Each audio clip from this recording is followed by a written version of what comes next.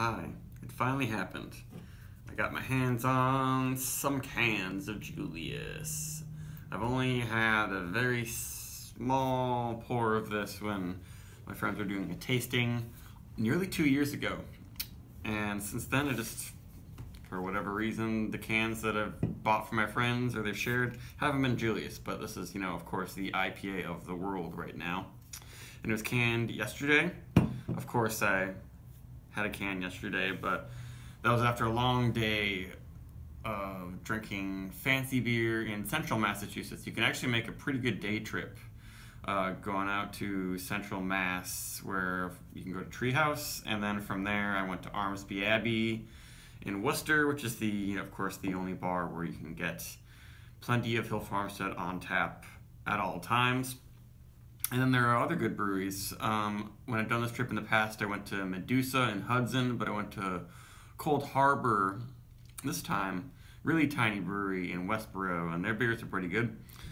And of course I stopped at Wormtown, and then now they're canning hazy juicy IPAs, but they're only available at the brewery. I might do a review of one of those soon, but I don't like to do reviews of beers, that are like one-off, extremely small, obscure things.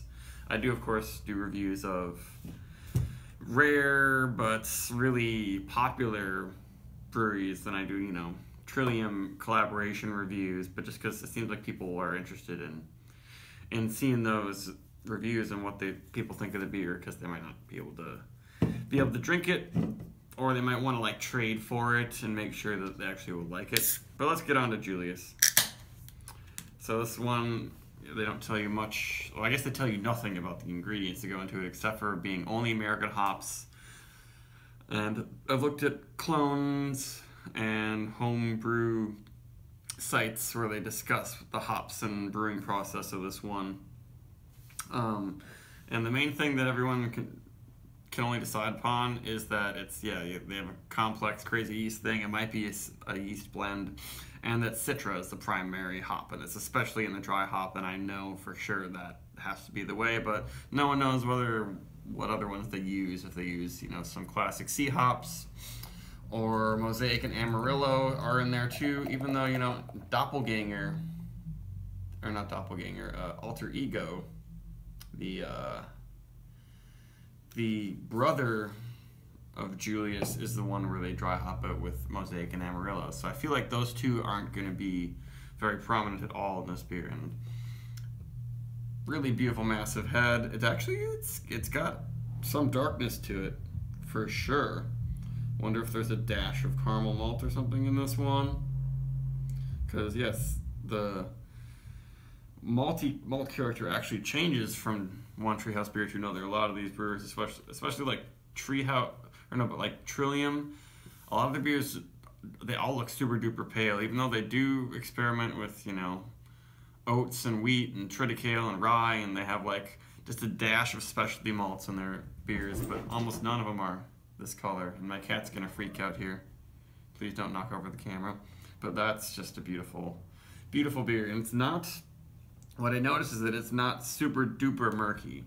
I guess the darkness of it and the width of this glass makes it look a little bit murkier than it is, but it is not super hazy. Maybe it's just this batch. This is from their new facility. There's the brighter light, so you can kind of get a good look at it.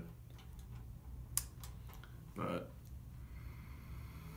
it smells really good, and it smells a lot like juicy fruit. That's definitely some yeast that's happening there. It's juicy fruit, cotton candy. And it's more on the artificially flavored candy side than I would say actual peachy peach and stone fruit. It's in there a little bit, but man, my cat's really freaking out. It's got a little bit of that, but I think having all the candy notes lets it also be more tropical, fruity, more citrusy. On the can, they just say tropical beer filled with notes of peach, mango, passion fruit, and a melange of citrus. It has definitely a creamsicle.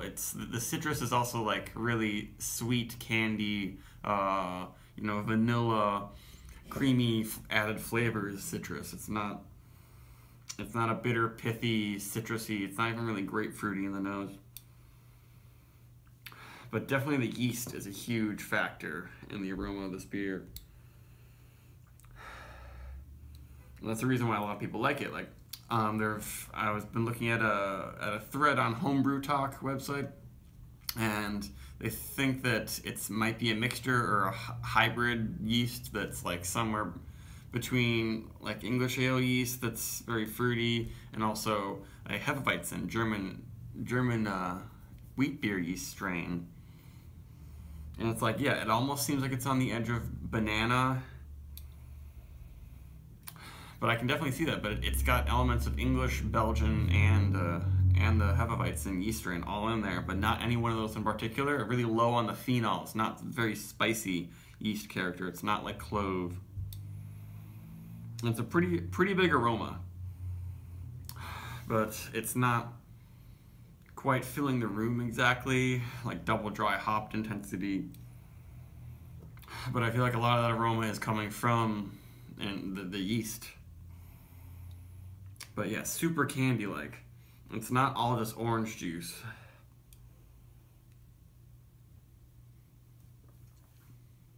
And I'm getting some barley notes in the flavor. Sometimes these treehouse beers, I actually get lots of fresh barley in the aroma. This one, the aroma is just full of all the candies and fruits. And that's what's the most strong about it. And then in the flavor, it's a lot of the same things, but I guess it gets very, very light, tart, tangy flavor. And then, yeah, I'm noticing actual malt flavor. And more, now it's getting more juicy, I guess. I'm getting a lot of orange in the flavor. Sweet mandarin orange and candied orange, orange lifesaver flavors. But extremely pleasant and easy on the tongue. That's the kind of part of the treehouse magic, is how mild the bitterness, how mild everything is on the tongue. The mouthfeel is just fluffy and light, and that's why, you know, people who say they don't like hops like their beers, but has a lot of what they're doing has a lot to do with the hops, the pleasant aspects of it, and then all the flavoring on top of the beautiful malt feel and their yeast. That hoppy flavoring helps to deal with all of it and make it extra fruity and give you just a little bit of bitterness. But this is not a very bitter beer.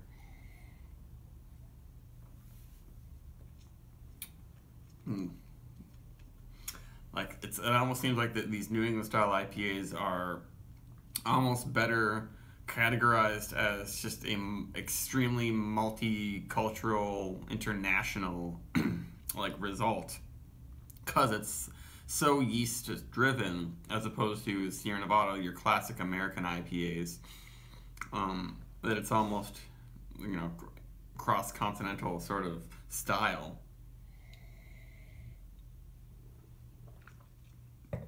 Not a huge body, not really thick, and it doesn't need to be thick though. These extremely murky IPAs that are coming out, like a lot of them, they don't live up to something like this. It's not all about being opaque and looking like you're drinking muddy seltzer. It's really handling that yeast really well. And yeah, there's a finish to this that is a little bit spicy and clean, just a little bit. Yeah, I'm noticing just a teeny bit of booze now.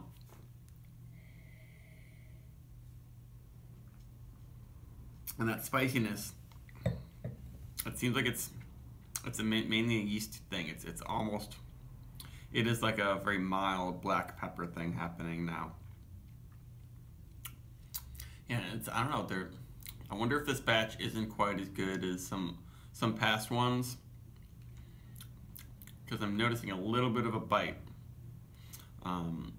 That's not really unpleasant. It's just I feel like I haven't noticed it in every treehouse I've had recently. But I guess I'll have to compare. I'll do reviews. I got Lights On, I got Bright, but Bright, I'm not as excited about the Bright series because they don't use their standard yeast. They use a cleaner yeast, and as you can probably tell from this review, I'm obsessed with the yeast. That's what I think makes their beer so magical. And yeah, the body I'm sure has to do with the yeast fermentation too, but they probably have some special malt and mashing that keeps the beer from drying out too much and losing that body. Well, that's pretty soft and fluffy on the tongue, with just a little bit of a slight astringency. And yeah, the malt just kind of blends in there really well. It's kind of like a Fruit Loops sort of thing. I guess I'm not getting much of a berry flavor exactly, but of course, once I think of that, it's like, oh, maybe I am getting a berry thing a little bit. I mean, I wonder if there's some Simcoe in here. Man, my cat's freaking out. Fur. His name's Fur. But this is really a very good beer. I'm not even gonna rate it because it's already been rated by everyone. It is very good. I have been a little bit more impressed by other beers, honestly, but this is really, really very, very good. And it's gonna be hard not drinking all this and sharing it too quickly, but it's really mild right now. Like, it was canned yesterday. I don't see any reason to sit on this and think it's going to be better in any weeks. It's right out of the gate extremely pleasant, and I think that's how just about every Treehouse beer is. They don't seem to have a harsh edge to their beers. I mean, I guess it also reminds me of The Alchemist. It seems like this is it's got the softness and the nice body and feel like The Alchemist, whereas a lot of Trillium beers don't quite have that easiness in the finish and in the body. And then Hill Farmstead is kind of all over the place. I feel like I don't quite know what to expect with their beers, even though most of the time their IPAs I drink and I'm like, wait, I like this more than everything else I've ever had. Wow, my cat's freaking out. Well, because I'm not sharing the Julius with him. But yes, I have to say that it lives up to all the hype. But I'm sure there's a very slight batch variation, but it looks perfect. And the head is perfect. And it's a fantastic beer. Goodbye.